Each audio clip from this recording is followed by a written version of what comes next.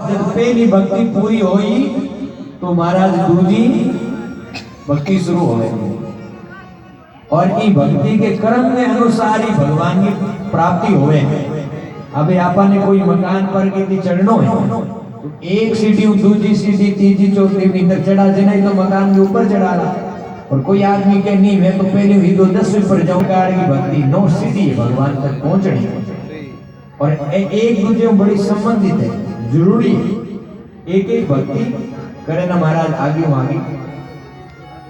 उन्नति हो गई। तो पहली भक्ति बताई श्रवण भक्ति, ज्यादा से ज्यादा भगवान की कथा सुनो। आप पहली भक्ति आप बैठ भगवान की चर्चा सुनने लागे, आप पहली भक्ति हो।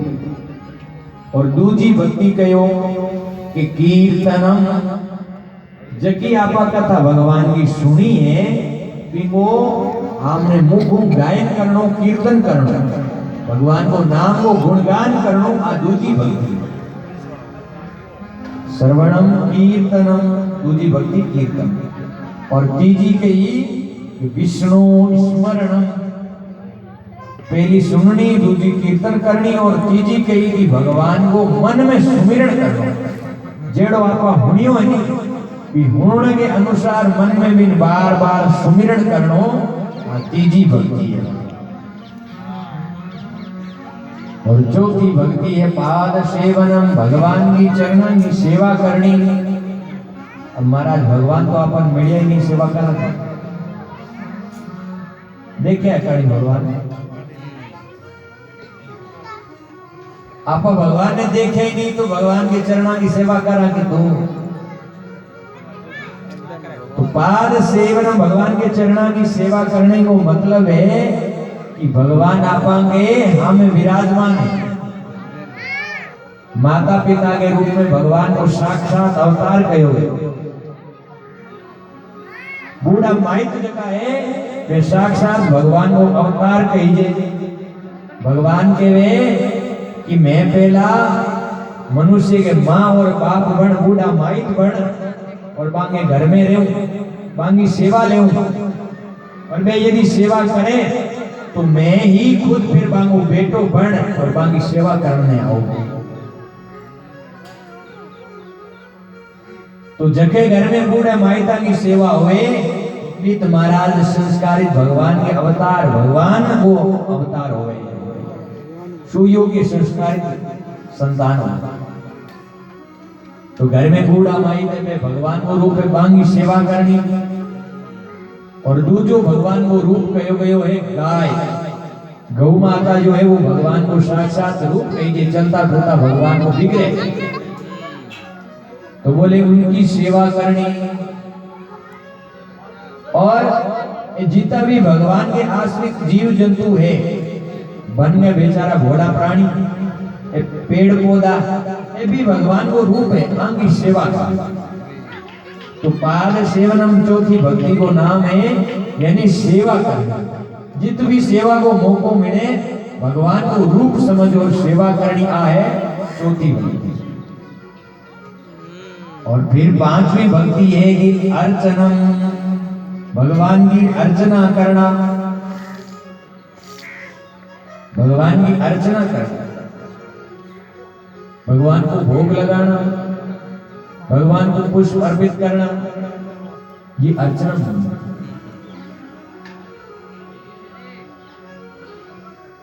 मंदिर में महाराज आप पुष्प को चढ़ा देवा और कोई महाराज घर भूखो आदमी आगे बिन रोटी नहीं देवी तो वे पुष्प चढ़ावड़ा भगवान स्वीकार नहीं करता।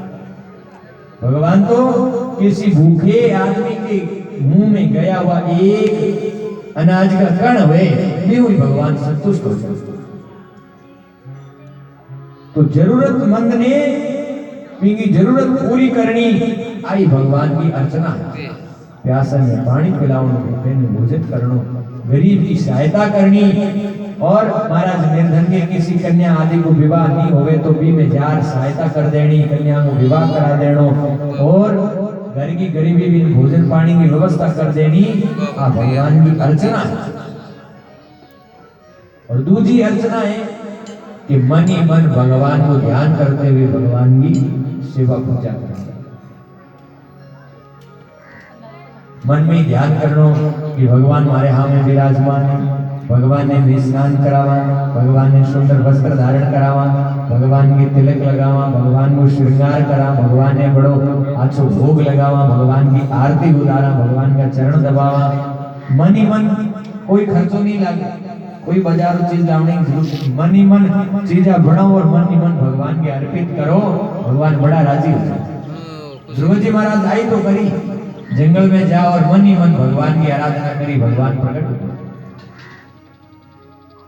और एक तो आपको बाहर पूजा करा, बाहर मंदिर में भोग लगावा, फूल चढ़ावा, और एक मन ही मन बैठ आप भोग लगावा और पूजा अर्पित करा, तो भगवान कहे कि मैं बाहर आई हूं, तो बेगो राजी नहीं हुई तो हृदय के मैं जब पूजा करे भी हूं राजी हो जाऊं, क्योंकि भी मैं तन भी और मन भी दोनों ही लागे जावे, और इनमें बाहर तुम्हारा तन ही तन लागे, मन तो और कितनी घूम लो।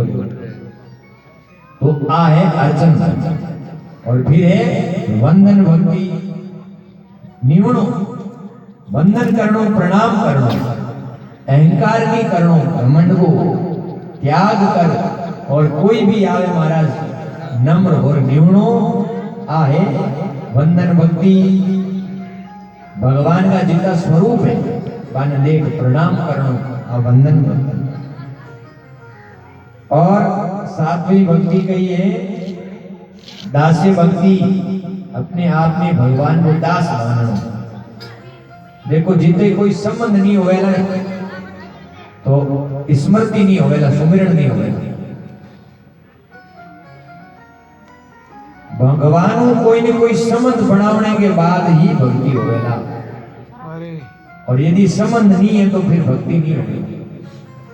इन वास्ते कहो कि एड़ो भाव बनाओ कि भगवान हमारा स्वामी है और मैं मांगो सेवक हूं, मैं उनको दास हूं, और दास को काम है स्वामी की सेवा करो, आज्ञा पालन करो।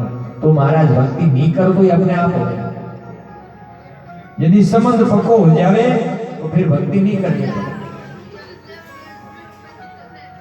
मां और बेटे को जेड़ो संबंध होवे एड़ो संबंध हो।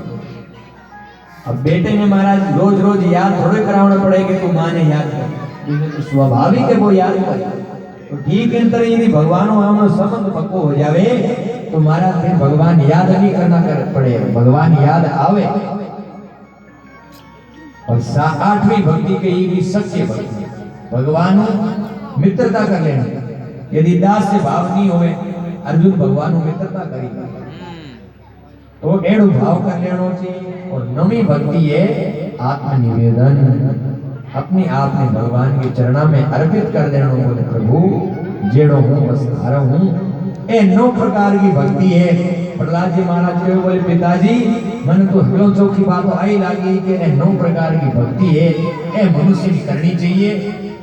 भी हमारा जो जीव वो सागर पार हो जाए। अब तो हृदय का सुख